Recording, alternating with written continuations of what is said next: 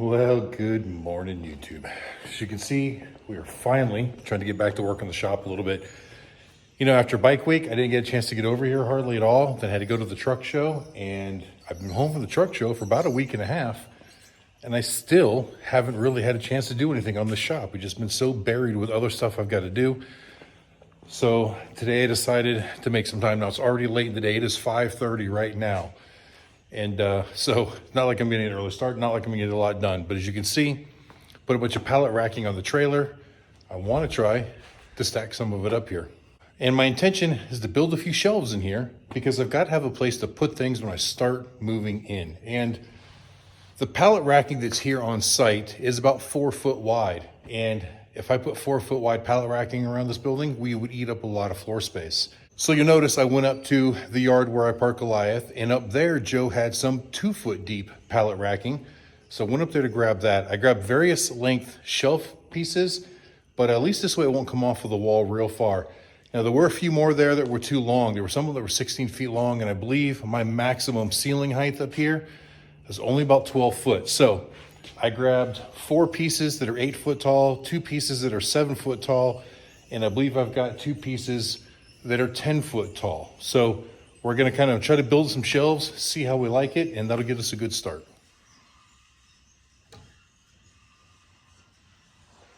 All right, I know we've got a lot of new viewers here. So the last time my viewers saw me here at the shop, and this is the new shop that we're trying to kind of restore, make usable, we had to fix all the wiring, get some lights put in. Now I've got more lights to put up, but it was so nice coming in here this time, walking through that door, flipping those light switches and having light come on. For the first time in almost a year that we've been working on this property, I actually have power and I actually have light. So it's gonna make doing this project a lot nicer.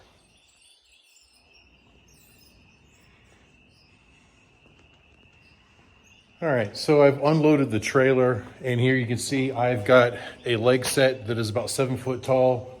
Actually, I've got 2 of those. There's 2 of those there. I've got 4 that are 8 foot tall, and I've got the 2 that are 10 foot tall. Now I think I'm gonna put the 10 foot talls right about here where they are. That way they go between this window and our electrical box that we just put in. And you can't see it there, right there. It looks like it'll fit in there pretty good using these 10 foot long shelf brackets. So these are 10 feet long and they will go between the legs. I have a total of 8 of those. So I could do 4 sets of shelves on these 10 footers if I wanted to. Then down here, I have 10 of the like 6.5, almost 7 foot shelf brackets to go in between these other ones. So I've just got to decide how I want to get them set up and exactly where I want to place them. But I think the tall ones are going to go right there. All right, well, that worked out just about how I wanted it to. So we come right over to this window here. But on the other end, we still have left our outlets available right there. Now, I will say, this stuff is an absolute pain in the butt to install when you're by yourself, especially the top rungs, because you're up on a ladder trying to balance that beam, which isn't really heavy, but it's long. And you're trying to line up these little holes at the ends on a ladder that's a little bit shaky and trying to keep your spacing from the one below you. It's not easy at all. So the theory is quite simple. You see how the holes are kind of like a keyhole. The pin goes into the big part and it drops down into the small part, and then it doesn't come out. And these have actually got these little lock tabs that pop in once they're in place. So it's as easy as slide it in, drop it down, in theory, but trying to actually do it by yourself is difficult. Now, 2 people, this would have been easy. You can make the marks on where you want your lines. You put them in at the same time. You both pop them down. You don't have one end popping out while you're trying to pop the other one in. Pain in the butt. All right, but enough of that. Let's get the next set put together.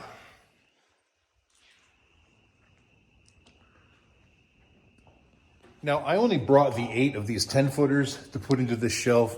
And truth is, I don't know that I need this big of a gap in all of these spaces. In theory, I'd want a fairly large gap at the bottom, because if we had any large, oversized, heavier items that we wanted to store on there, you want to keep that weight low, and that makes it easier to get in and out. But as we go higher, I might actually narrow those gaps. So I may add more shelf rows in here in addition to these 4.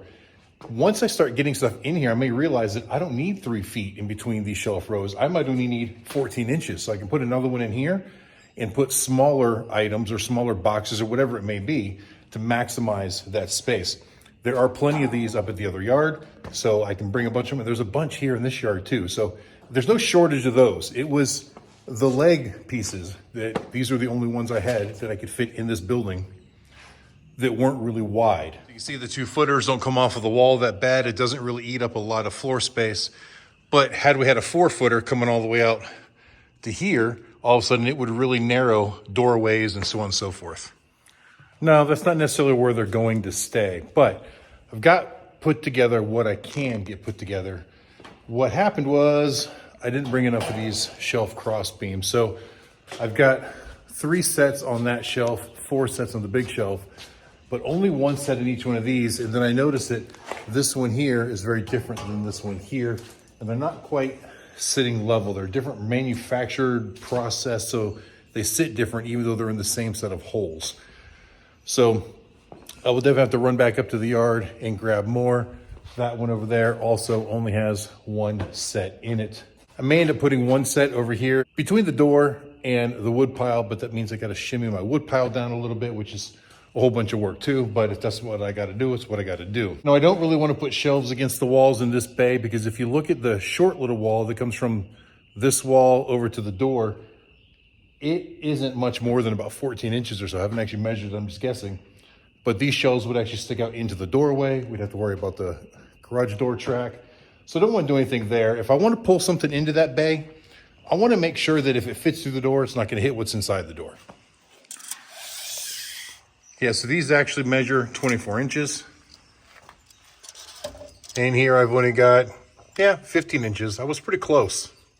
Well, I guess if I went right to the garage door track frame, I could get 18 and a half. But either way, 24 would be all the way out here, sticking into the garage door area. And I definitely don't want that. Now, with these short sections that were like 7 feet long, I didn't have very many more of those over there that I could see. I think there's a couple.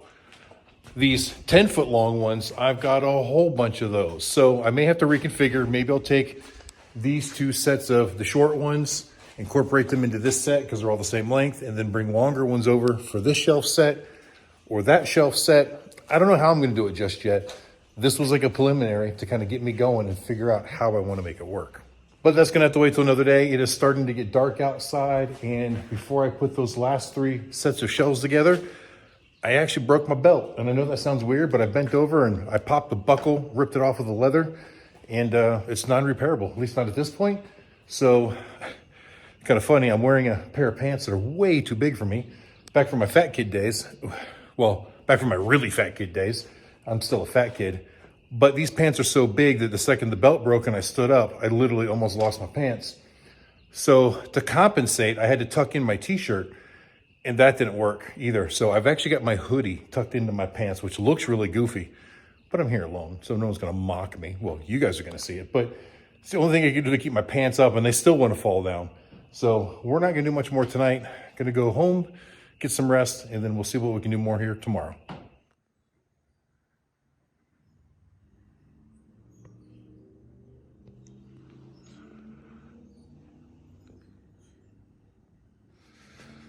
All right, guys, it is the next evening and I'm back here for the shop. But before I came up here, I ran back over to the yard and I grabbed a few more of these shelf pieces. And remember yesterday where I had the one that didn't match the other? In fact, if you look at these, you'll see that they don't sit level at all. So even though they are in the same height, you can see that they're tilted this way because this piece here is designed different than that piece there. Well, luckily, I found the mate to that piece so I can even them up. However, I've got another oddball one here that I don't know that I have a mate for, but I've got an even number that I brought, 6. So I think I'm still gonna have one extra one here and one less shelf than I hoped for. This is all I can find on these short shelf pieces that are about 7 feet long. So I think maybe I'm gonna add a couple more to that shelf system. And then maybe I'll add a couple to this one right here. And then that one that's sitting over there, I think I'm gonna take those short shelf pieces out, add them to one of these. And then I'm gonna go grab some more of the long ones like this and I'll use them on that shelf set, but in another room. All right, so I added 2 more rows of shelves here. So now there are 4 sets of shelves on that one, and I've got 4 sets of shelves available on this one. I've still got this weird mixed matched one, but I was able to get them at a level where they're close. And that leaves me with 2 more shelf ends that I decided to move in here. They're gonna go on this wall. And I think I'm gonna go get enough to do 4 shelves on that as well, 10-foot sections, and that should keep it between that outlet and that outlet. So let's see if we can make that happen. And there we go. Now that one was a pain in the butt. Really hard to get everything to line up by myself, but there it is. All the shelves now fully installed. Now we got to deck them. So obviously there are large gaps in between these rails, and we got to find a way to build the shelf in it so that it will actually support the items that you put on there. Now, Joe has a bunch of the wire racks that can fit on here, but the problem is the ones he has are all for the 4-foot wide shelves. And of course, then they'd stick way out in these 2-foot wide shelves. And I don't really know that I want wire racks. I mean, I may have some small parts here that could fall through. Those wire racks are great if you're doing like, larger boxes or even pallets or anything like that in there. So I'm gonna do a little bit of measurement on what the recess is down into here, so I know how thick that is. It looks about 1.5 inches, but we will see.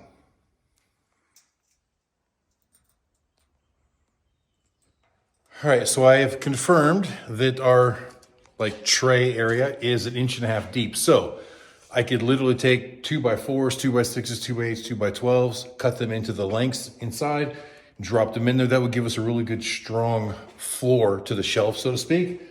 However, I think that would get really expensive. So what I'm thinking is maybe a couple 1x4s, 2 foot on center, and then maybe just a sheet of 3/4 plywood. That should bring it up to the right level, and that will be plenty strong enough to support what I'm going to be putting on there. And I think in the long run, that may be cheaper, but I'm going to do a little bit of math on that. All right, so my gap between front rail and rear rail inside the groove is 20.5 inches. So if I was going to put a 1x4 every 2 foot on center, we're just shy of 9 feet. I would need 7 to go across periodically. If I can find 12-foot 1x4s, I can yield 7 pieces out of each one. I'm sorry, I would need 8 across. But I could yield 7 pieces out of each 12-footer. So that means I would need 1, 2, 3, 4, 5 12-foot 1x4s just to do this one shelf. That math would work exactly the same on that one. I would get away with a little bit less on that one. That one's actually got 4 shelves. 4 shelves, yeah, so I got 4 shelves in each one. Yeah, and my math was wrong. I'd actually need 10 1x4s to span each shelf. So that's 40 sections just on here, 40 sections on there. I could probably change my on-center math because with a piece of 3/4 plywood, it would still be pretty strong if I did them, 3 feet on center instead of 2 feet on center. I could probably get away with 4 foot on center, as long as I didn't put anything that had a really heavy weight, like right in the center or something like that. I could just 86 all the 1x4s and just put 3/4 plywood down in the trough. And because we still only got a 20-inch span, so that would work good that way. However, it would sit below the front edge, which may not be a problem. All right, so thinking it through a little bit further, if I use 3/4 inch plywood, I actually wouldn't even need to run any crosses underneath it or any braces, because think about it. If you were to deck a roof, you've usually only got about 22.5 inches in between the trusses. Here I've got 20.5, so I'm actually 2 inches smaller. That's based on a 24-inch center. The outside to outside on here is 24 inches. So I could literally just set the plywood on top and not even set it down in the hole. 8 sheets of plywood would do all 4 sets of shelves. Now these are 10 feet long, well 9 feet long or so, so I need an extra foot here, but my other shelves are only about 6.5 inside. So what would be excess on there, I could use to fill in here, and all the math would work out. Literally just rip each sheet of plywood in half. Or I could fur it or put some cross supports in there and use a thinner plywood, which would be cheaper, but then you got the other cross supports. So not sure exactly how I'm gonna do it just yet. Got to do some mathing. But either way, I got some time to think about it. The sun is starting to go down outside, so I'm not gonna go get the wood for it today. Now I do have some over here that I can probably use up first and then just see what I've got left over. But with the excursion, it's not real comfortable trying to fit 8 sheets of plywood in there. And remember, my buddy Ron still has my dually up in Minnesota. So I would have to run home and grab the trailer before getting this. So I'll probably just go get the wood for it tomorrow. So I think that's gonna be it for tonight. We'll see how it all comes out later.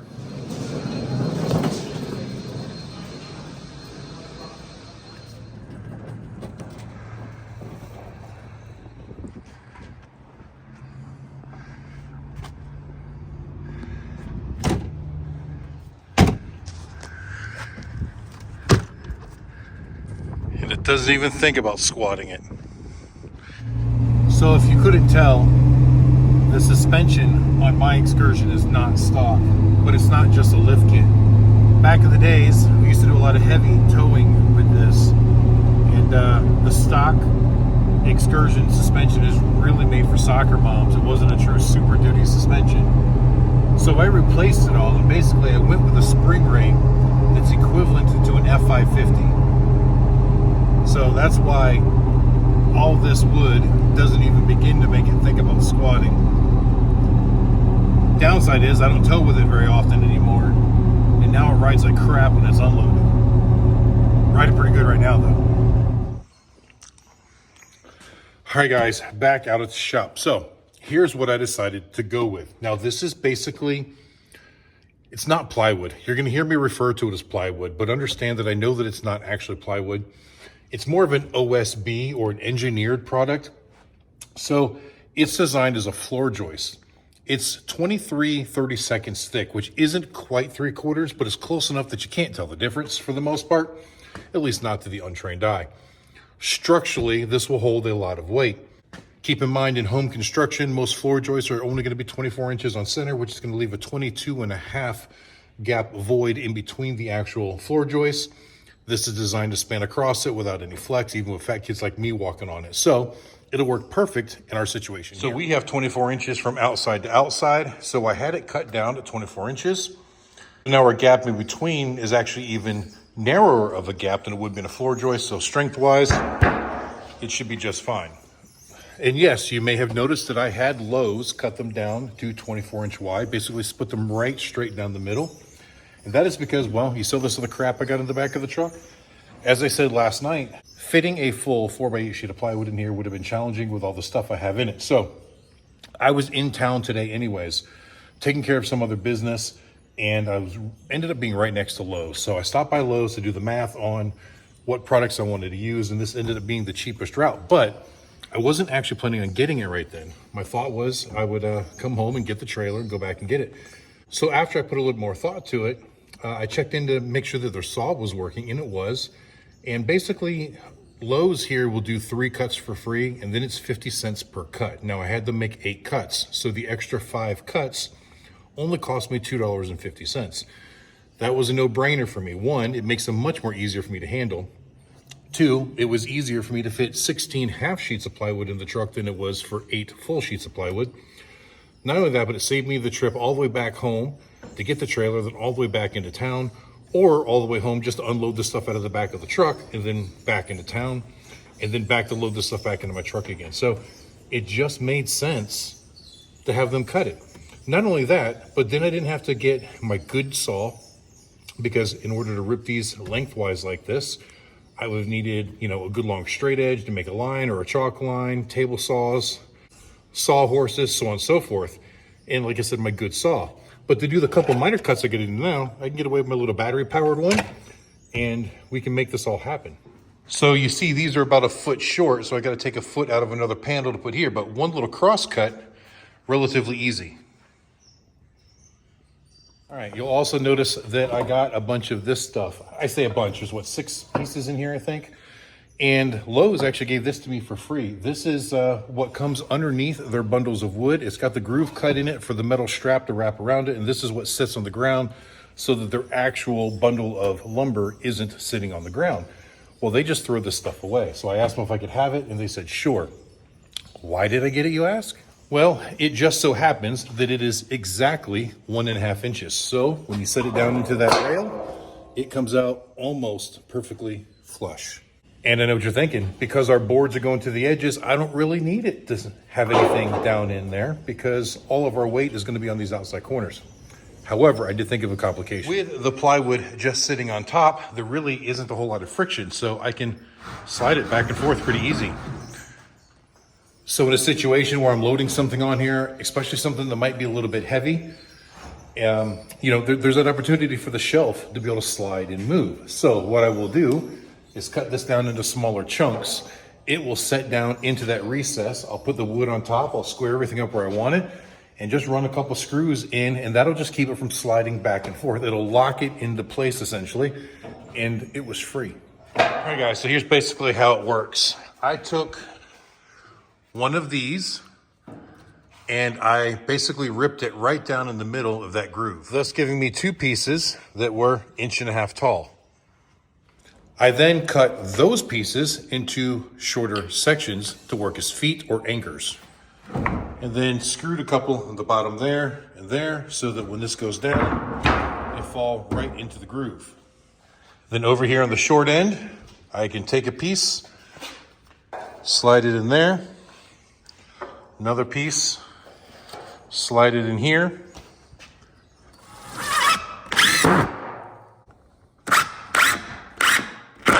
screw those in like so. That leaves me 11 3/4 inches to spare.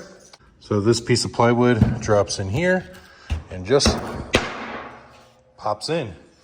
Couple more screws, and now it won't be able to move. Now with those screws added,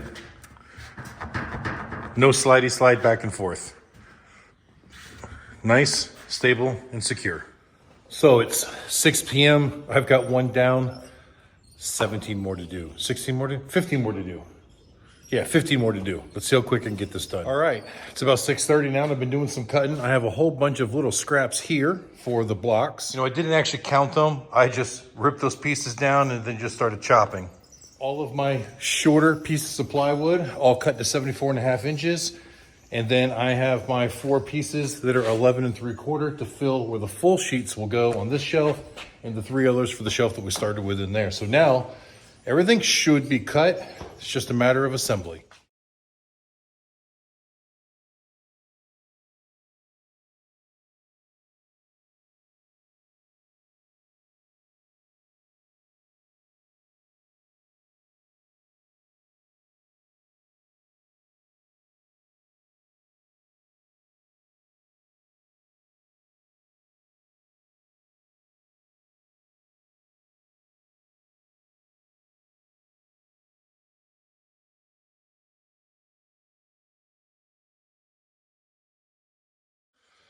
All right, 8 o'clock. A little longer than I thought it would take to screw them together. Some of them are kind of tricky to get into place, and don't know if you could tell with the time lapse, but those last 4 11 3/4 inch pieces I had to fill in on the long shelves, I had to take about another 1/4 inch off of each one of those to get them to all fit. So a little bit more cutting that I wasn't planning on. And yeah, I'm covered with sawdust. My truck is covered with sawdust. The sun is on its way down. It looks like it's starting to get pretty dark out there. So I think we're going to call it quits for the night. I think we're going to call it quits for this project for now. I don't know how long this video has been. It's been over the course of 3 days, but all in all, I think it was only about 1 day's worth of work. I just split it up over 3 days. But it's a start. We got some shelves going in. Like I said, I still want to build some shelves over in that corner as well. But I want to use some of the wood that was already here. They're just going to be little like 6-inch wide shelves for stacking cans of like spray paint and spray lube and stuff like that and everything. Stuff that I use all the time in the process of servicing. These shelves here are more for like bulk storage of like larger parts, whether it be for cars, motorcycles, trucks, whatever. All right, guys, I hope you enjoyed it. Thanks for watching. Until the next time I see you, keep those engines running.